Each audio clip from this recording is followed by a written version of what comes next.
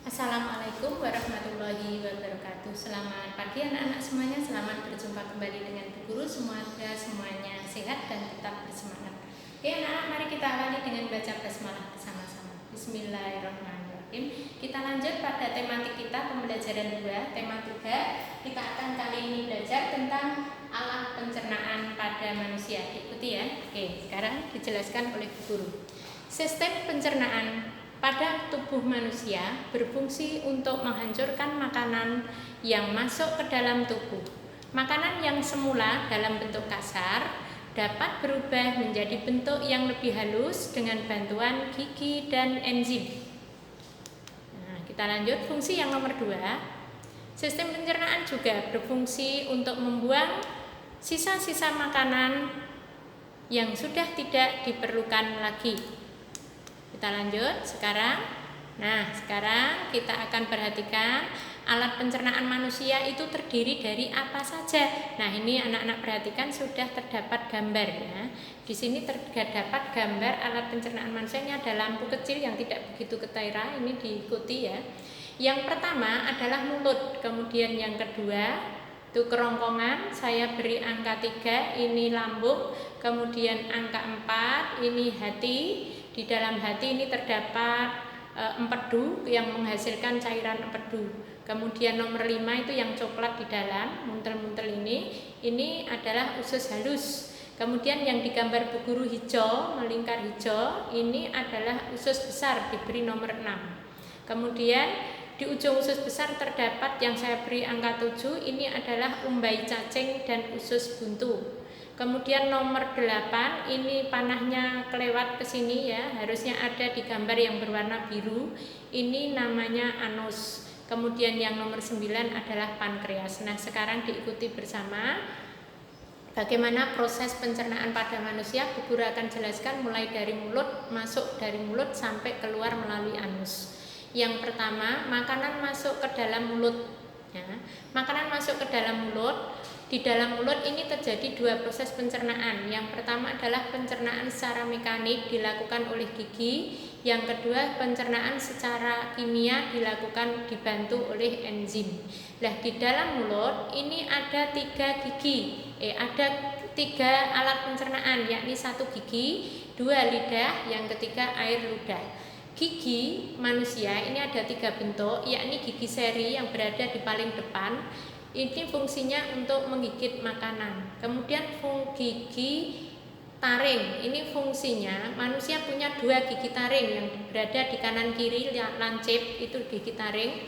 Fungsinya untuk memecahkan makanan yang keras. Kemudian gigi geraham fungsinya untuk mengunyah makanan. Kemudian lidah fungsinya untuk menempatkan, mengatur letak makanan di dalam mulut dan juga mendorong makanan bisa masuk ke kerongkongan.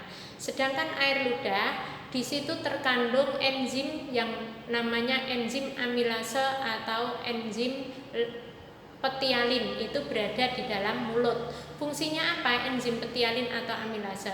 Fungsinya untuk mengubah zat tepung menjadi zat gula. Anak-anak, zat tepung itu terdapat pada makanan yang banyak mengandung tepung.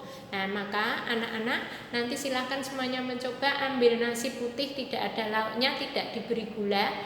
Anak-anak kunyah terus, jangan ditelan dulu, tahan dulu. Maka yang tadi nasi terasa tawar, lama-lama akan terasa agak manis. Lah itu kan mengapa? Karena zat tepungnya sudah diubah menjadi zat gula oleh enzim yang dinamakan enzim amilase atau petialin. Kemudian setelah itu dikunyah dengan gigi, yakni pencernaan secara mekanik. Kemudian didorong oleh lidah masuk ke kerongkongan. Di dalam kerongkongan terjadi proses atau gerakan peristaltik. Artinya gerakan meremas-remas sehingga makanan bisa masuk ke dalam lambung. Kemudian setelah di lambung, makanan dicerna terjadi pencernaan dilakukan oleh dinding lambung dengan cara mengaduk-aduk makanan.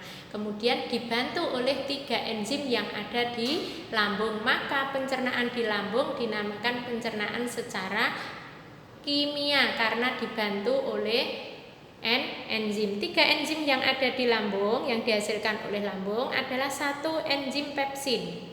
Fungsinya untuk mengubah protein menjadi pepton.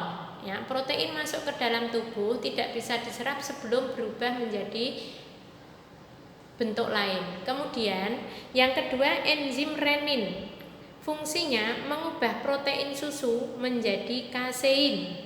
Yang ketiga adalah asam klorida disingkat HCl atau istilahnya dalam sains itu HCl, fungsinya membunuh kuman penyakit yang ikut masuk bersama makanan. Nah, setelah dicerna di dalam lambung, ini juga belum sempurna, belum halus, maka dimasukkan atau akan masuk ke dalam usus 12 jari. Di sini usus 12 jari karena besarnya ini besar sebesar jari manusia ketika dijejer 12. Nah, di sini terjadi proses pencernaan menyempurnakan pencernaan yang dari lambung. Kemudian pencernaan di sini di usus 12 jari dibantu oleh enzim yang diproduksi oleh pankreas. Jadi fungsinya pankreas itu memproduksi enzim. 3 enzim yang diproduksi oleh pankreas. Yang pertama adalah enzim amilase, sama dengan yang di mulut, fungsinya mengubah zat tepung menjadi zat gula. Kemudian mengubah zat gula itu sendiri menjadi energi. Nah, kalau nanti pankreasnya agak bermasalah, maka zat gula tidak bisa dirubah sehingga akan menjadi timbunan gula di dalam darah sehingga orang menderita penyakit diabetes atau gula. Nah, sekarang enzim yang kedua adalah tripsin, yaitu mengubah pepton yang tadi dari lambung tadi asal mulanya protein diubah jadi pepton. Sekarang pepton akan diubah di dalam usus 12 jari dan juga di usus halus. Nanti yang memproduksi enzimnya oleh pankreas itu berupa enzim tripsin. Kemudian yang ketiga adalah enzim lipase. Lipase itu fungsinya adalah mengubah lemak menjadi asam lemak maupun atau gliserol. Ya, setelah dari usus 12 jari, maka makanan akan dimasukkan ke dalam usus halus. Proses apa yang terjadi di dalam usus halus? Di dalam usus halus sudah tidak terjadi lagi proses pencernaan, akan tetapi prosesnya adalah penyerapan sari-sari makanan yang dilakukan oleh pembuluh darah. Pembuluh darah itu ada di dinding-dinding usus halus bagian dalam. Setelah diserap, sari makanan bersama oksigen akan diedarkan ke seluruh bagian tubuh, mulai dari ujung rambut sampai dengan ujung kuku. Nah, sisanya tidak bisa diserap, maka akan dimasukkan ke dalam usus besar yang berwarna hijau ini. Di dalam usus besar akan terjadi 3 proses. Yang pertama pembusukan sisa makanan. Sisa makanan sebelum busuk maka tidak bisa keluar, maka dibantu oleh bakteri baik yang namanya bakteri E. coli. Nah, kemudian setelah busuk baru akan dikeluarkan melalui anus. Nah, proses yang kedua adalah penyerapan kadar air, sehingga ketika anak-anak itu terasa mau BAB kok dimpet tidak jadi dikeluarkan, besok lagi mau BAB mesti keras, keluarnya sulit karena apa? Airnya sudah terserap. Kemudian yang ketiga prosesnya adalah pengaturan kadar garam. Nah, setelah itu busuk maka akan dikeluarkan. Maka yang namanya BAB atau kotoran manusia atau kentut itu mesti bau karena ini jadi satu ya antara BAB dengan angin. Nah, nanti keluar jadi kentut itu mesti bau, nggak ada kotoran manusia kok wangi, baunya nggak ada, itu orang sombong namanya ya. Karena apa? Karena sisa makanan yang sudah busuk. Nah, ini adalah proses masuknya makanan dari mulut sampai keluar melalui anus. Oke, kita lanjut sekarang. Nah,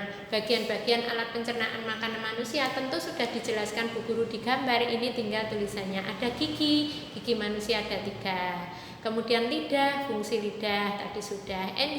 Fungsi enzim itu berfungsi membantu proses pencernaan. Dalam mulut ada berapa enzim tadi? Ada 1, yaitu enzim amilase atau petialin yang berfungsi untuk mengubah zat tepung menjadi zat gula. Kita lanjut. Nanti dibaca sendiri. Kalau bacanya nanti sudah pindah slide lagi ditekan ya, ditekan slide-nya ditekan, nanti tidak akan berubah.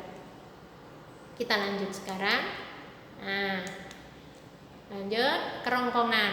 Nah, kerongkongan tadi sudah dijelaskan Bu Guru, terjadi gerakan peristaltik, yaitu gerakan meremas-remas makanan sehingga masuk ke dalam lambung. Yang nomor 3, lambung. Di dalam lambung terjadi proses pencernaan makanan dengan cara mengaduk-aduk makanan yang dilakukan oleh dinding lambung.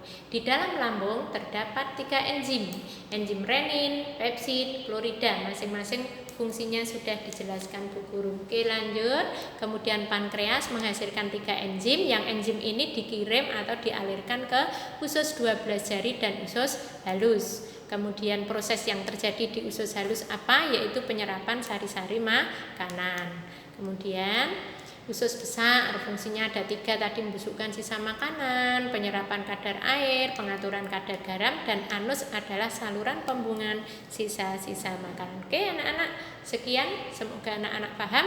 Terima kasih. Assalamualaikum warahmatullahi wabarakatuh.